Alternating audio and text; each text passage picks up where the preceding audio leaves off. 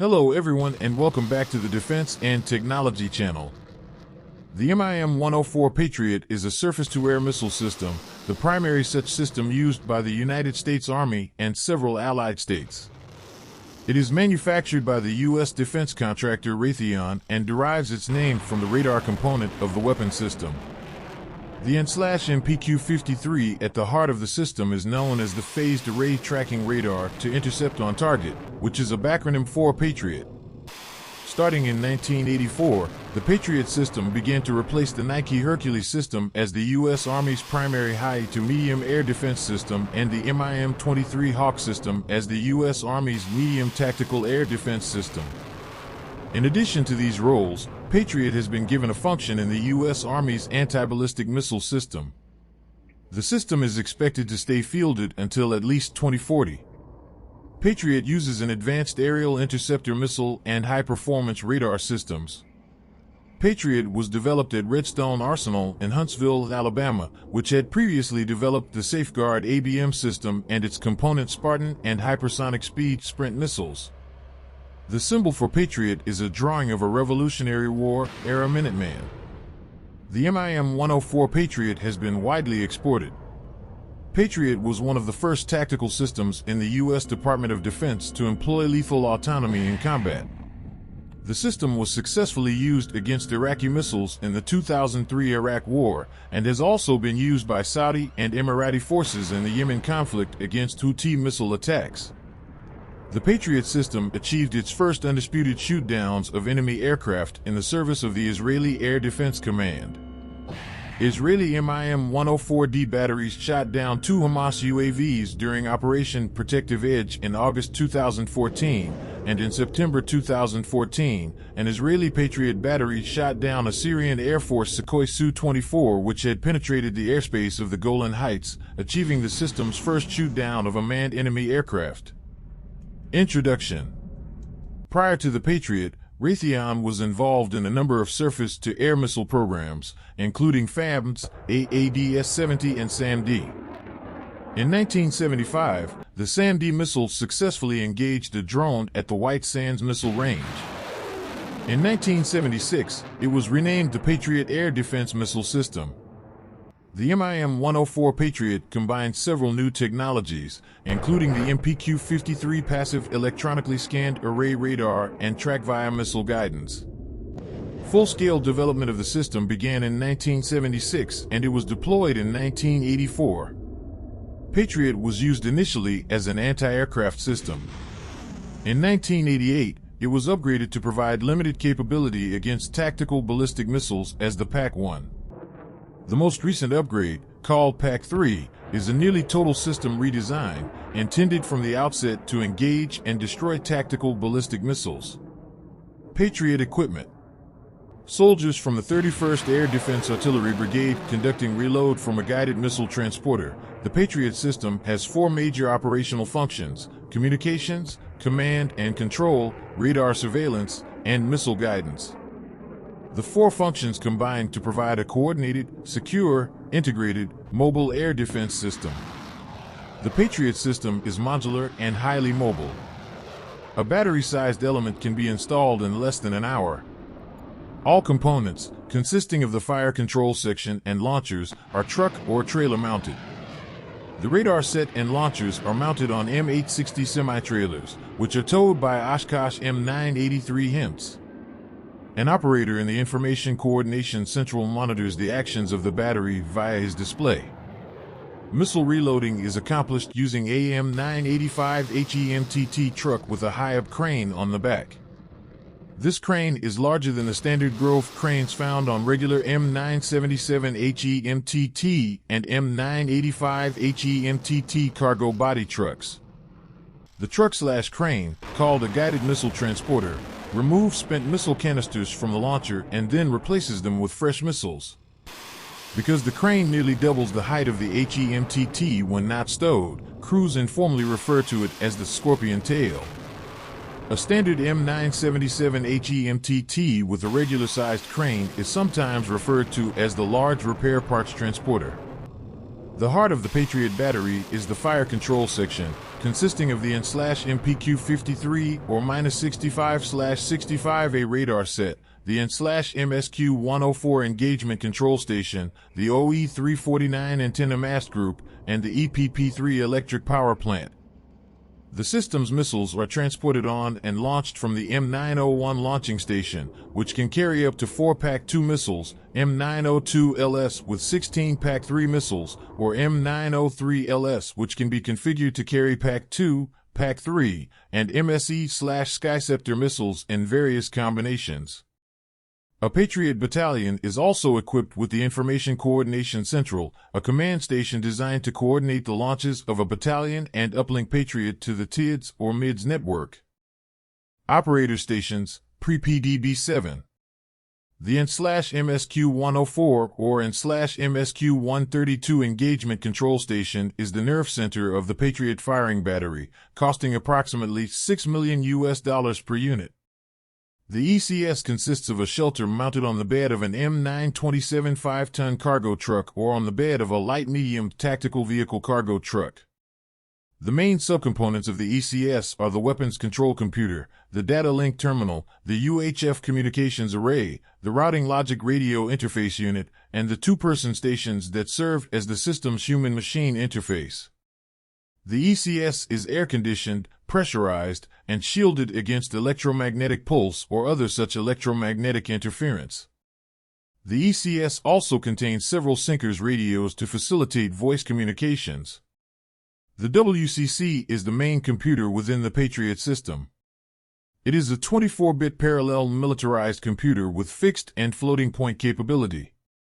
It is organized in a multiprocessor configuration that operates at a maximum clock rate of 6 MHz. This computer controls the operator interface, calculates missile intercept algorithms, and provides limited fault diagnostics. Compared to modern personal computers, it has somewhat limited processing power, although it has been upgraded several times during Patriot's service life. The latest variant, fielded in 2013, has several orders of magnitude better processing power. The DLT connects the ECS to Patriot's launching stations. It uses either a Syncers radio or fiber optic cables to transmit encrypted data between the ECS and the launchers. Through the DLT, the system operators can remotely emplace, slew, or stow launchers, perform diagnostics on launchers or missiles, and fire missiles. The UHF communications array consists of 3 UHF radio stacks and their associated patching and encrypting equipment. These radios are connected to the antennas of the OE-349 antenna mast group, which are used to create UHF shots between sister Patriot batteries and their associated ICC.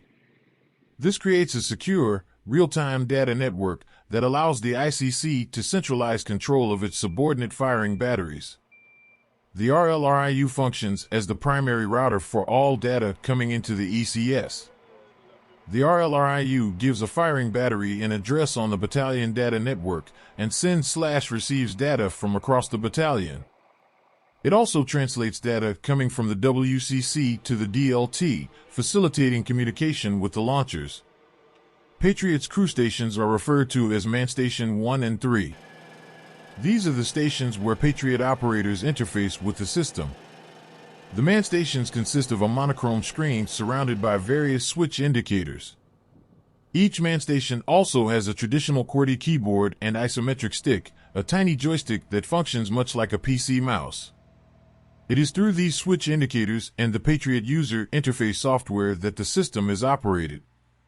With newer upgrades, operators' monochrome screen and physical switches have been replaced with 230 and touchscreen LCDs and standard keyboard/mouse on both stations. OE-349/MRC antenna mast group. The OE-349 antenna mast group is mounted on an M927 5-ton cargo truck. It includes 4 4-kilowatt antennas in 2 pairs on remotely controlled masts.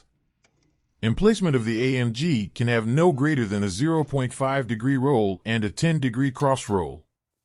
The antennas can be controlled in azimuth, and the masts can be elevated up to 100 feet 11 inches above ground level. Mounted at the base of each pair of antennas are 2 high-power amplifiers associated with the antennas and the radios in the co-located shelter.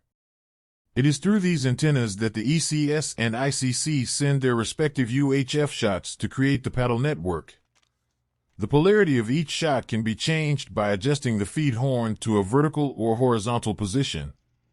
This enables a greater chance of communication shots reaching their intended target when terrain obstacles may otherwise obscure the signal.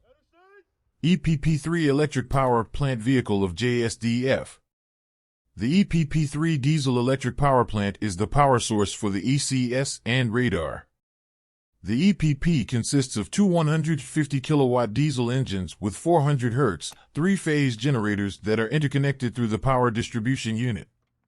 The generators are mounted on a trailer or modified M977 HEMTT. Each EPP has two 100 US gallon fuel tanks and a fuel distribution assembly with grounding equipment. Each diesel engine can operate for more than 8 hours with a full fuel tank. The EPP delivers its power to the radar and ECS through cables stored in reels alongside the generators. It powers the AMG via a cable routed through the ECS.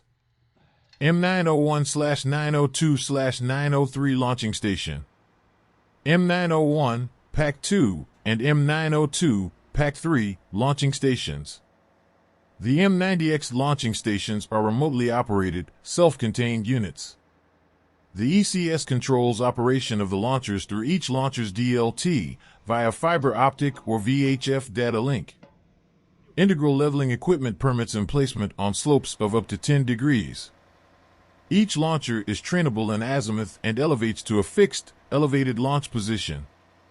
Precise aiming of the launcher before launch is not necessary, thus, no extra lags are introduced into system reaction time. Each launcher is capable of providing detailed diagnostics to the ECS via the data link. The launching station contains four major equipment subsystems: the launcher generator set, the launcher electronics module, the launcher mechanics assembly, and the launcher interconnection group. The generator set consists of a 15 kilowatts, 400 Hz generator that powers the launcher. The LEM is used for the real-time implementation of launcher operations requested via data link from the ECS. The LMA physically erects and rotates the launcher's platform and its missiles. The LIG connects the missiles themselves to the launcher via the launcher missile round distributor. That's the end of this video. I hope you enjoyed it. Make sure to subscribe to this channel so you don't miss any of our new content. See you next video.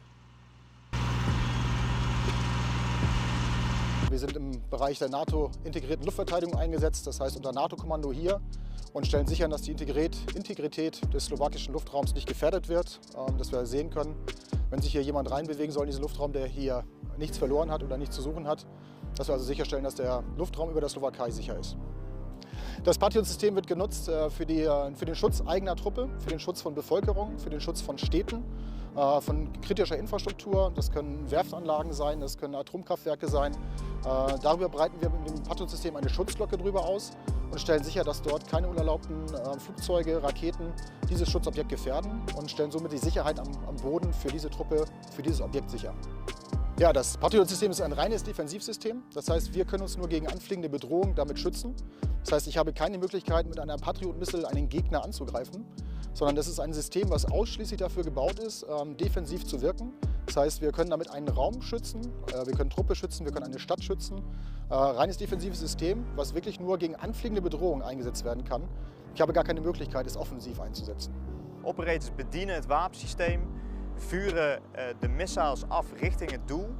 En ons radarsysteem praat door middel van radarcommunicatie de missile richting het doel om hem uiteindelijk te vernietigen ter bescherming van steden en andere belangrijke assets.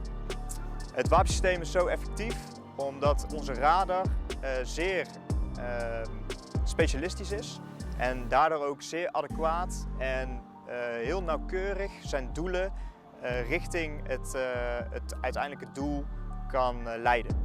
Die Slowakei agiert hier als Host Nation und unterstützt uns hier logistisch, infrastrukturell, aber auch durch fachliche Expertise.